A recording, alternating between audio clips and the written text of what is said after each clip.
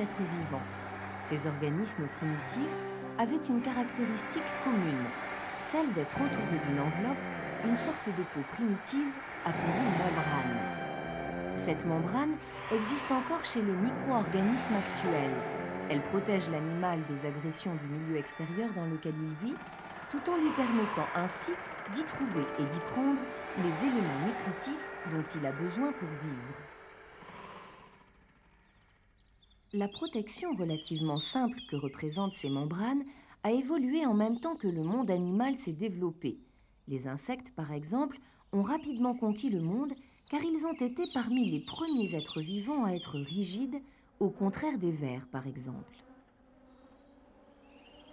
Leur corps est en effet entouré par une enveloppe d'une matière cornée très résistante appelée chitine. Celle-ci constitue une sorte de squelette externe, d'armure très solide, assurant notamment la protection de l'animal.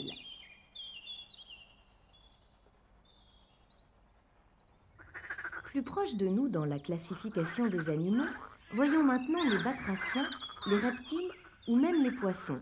Chez eux, le rôle de la peau n'est plus d'assurer la rigidité, car ils ont, comme nous, un squelette interne. Elle devient quelque chose de beaucoup plus compliqué, pouvant jouer plusieurs rôles à la fois. Voyons cela de plus près.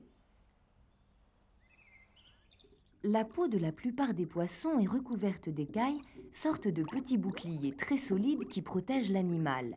Certaines d'entre elles contiennent des cellules sensibles qui renseignent le poisson sur son environnement extérieur. Les serpents ont aussi des écailles, mais disposées d'une façon très différente. Elles sont en cornes, un peu comme vos ongles, et sont reliées les unes aux autres par la peau elle-même.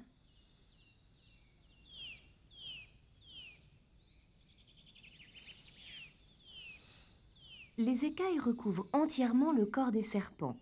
Celles situées sur le ventre, en se déplaçant les unes par rapport aux autres, leur servent à avancer. Les autres permettent à l'animal de se faufiler sans problème au ras du sol, entre les herbes ou les pierres, à la recherche de quelques proies à capturer.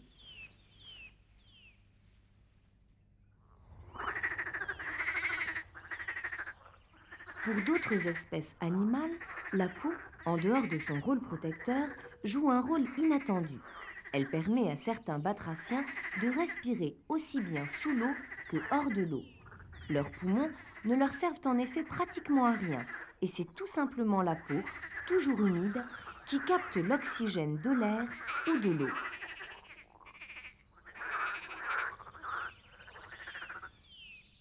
Toutes les espèces dont nous avons parlé jusqu'à maintenant étaient des animaux dits à sang froid. D'autres êtres vivants ont par contre une chaleur constante à l'intérieur de leur corps. C'est le cas par exemple des oiseaux ou des petits mammifères.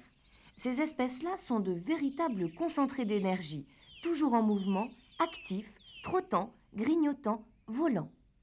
Leur température interne avoisine 41 à 42 degrés et leur cœur peut battre par exemple chez le moineau à 460 pulsations par minute.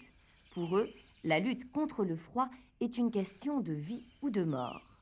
Chez les oiseaux, l'arme principale de ce combat est le plumage. Celui-ci forme une épaisse enveloppe chaude, isolante et même résistante à la pluie. Ce sont bien sûr les plumes qui donnent toutes ces qualités au manteau des oiseaux.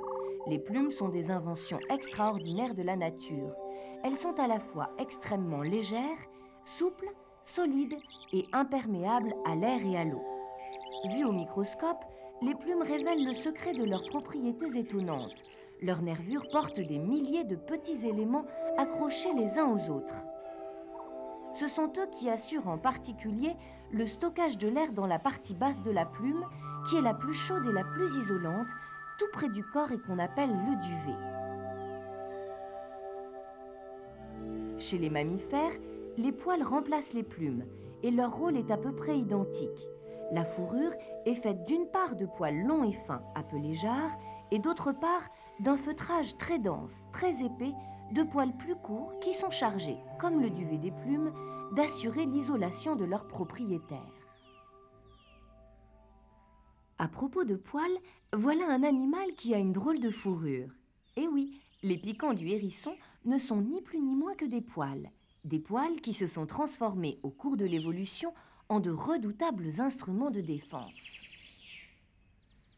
Les prédateurs ne s'y trompent pas d'ailleurs, et ils sont assez peu nombreux à savoir comment prendre et croquer ensuite cette proie peu banale.